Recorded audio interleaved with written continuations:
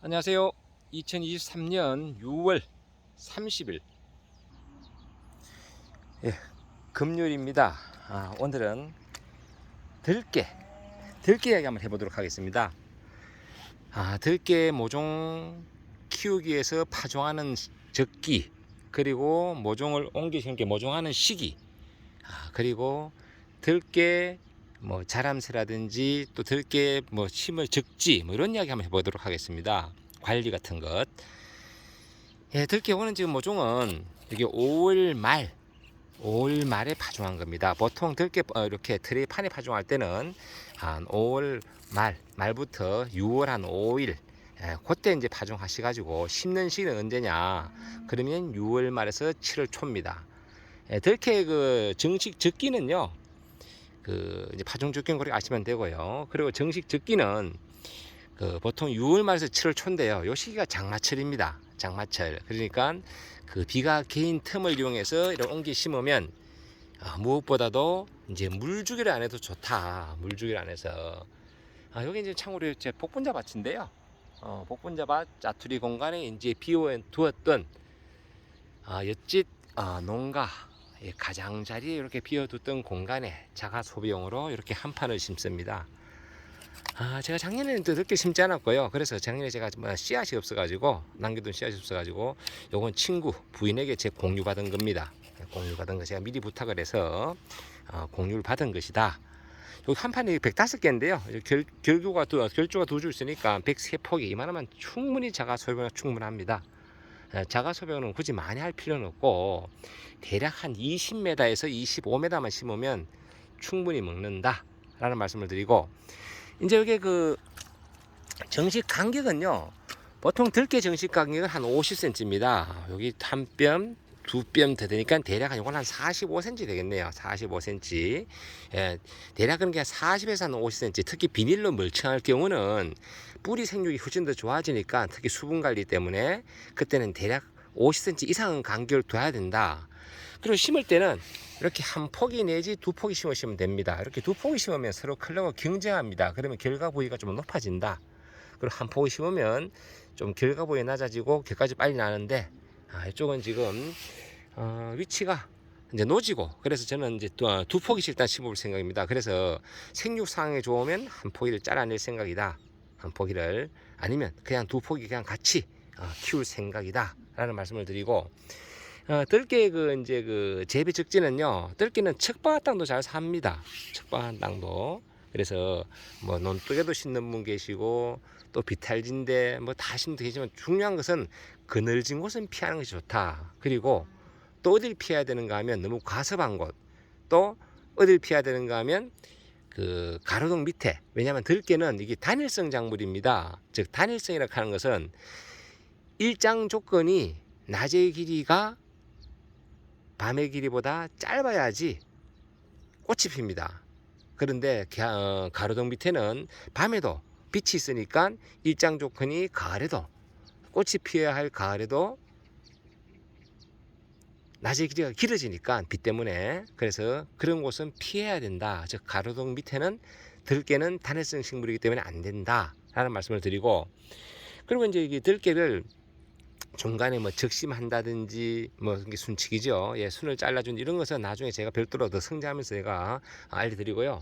참고로 여기 이제 비워둔 공간이었는데요. 지난해 여기에 마침 그루터기가 있네요. 이게 옥수수 그루터기 보이죠? 이 옥수수를 심었던 곳입니다. 근데 지난해 옥수수를 심었던 게 나중에 미안하더라고. 왜냐하면 여기 옥수수는 키가 자람새가 있으니까 옆집 논에 아무래도 오후에 서쪽에서 내려지는 빛에 그늘을 만들더라. 그래서 옆집에 괜시리 미안하더라. 그래서 들깨도 물론 키는 크는 거지만은 그래도 옥수수보다는 덜 크니까 그래도 좀 낫지 않겠나라는 생각으로 들깨를 금년도에 심습니다.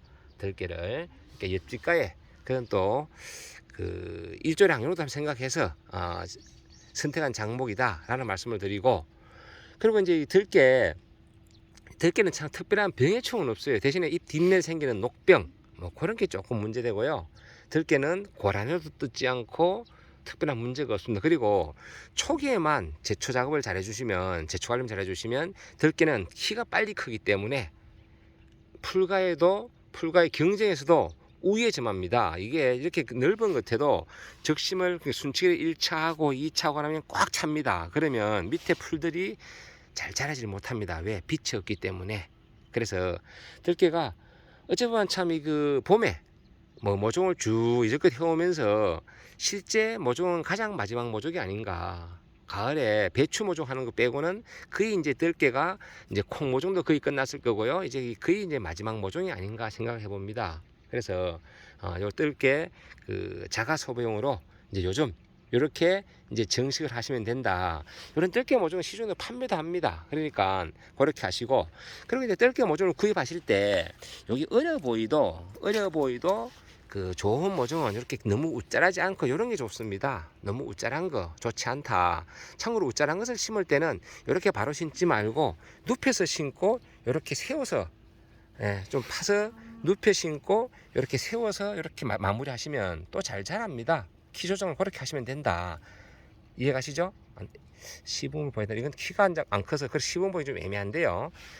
땅을 예를 들어서 파고를 하고 이렇게 땅을 파고, 만약에 이 너무 웃자랐다 그러면 얘를 이렇게 똑바로 세우면 너무 키가 크잖아요. 그럴 때는 얘를 눕혀 가지고 최종 마무리는 이렇게 해서 흙을 덮으면 키가 낮아지잖아요. 이래도 잘 자랍니다. 들깨는 그렇게 심으시면 된다 라는 말씀을 드리고, 요 녀석은 정상적으로 자란 거기 때문에 이렇게 우량한 모종이기 때문에 이렇게 하시면 되고, 그리고 이제 간혹 가다 보면 이제 이렇게 그 두 개씩 이렇게 돼 있는데, 혹시 이렇게 순치기 안 된 게 있으면요, 심을 때 요건 몇 개냐, 이거 많네요. 이렇게 이런 경우는 심을 때 두 개만 놔두고 떼가지고 심으면 됩니다. 다 심을 필요는 없고요. 이런 경우 여기 이제 가위로 자를 때 혹시 못 자른 경우도 간혹 있습니다. 그런 경우는 잘라 주시면 된다.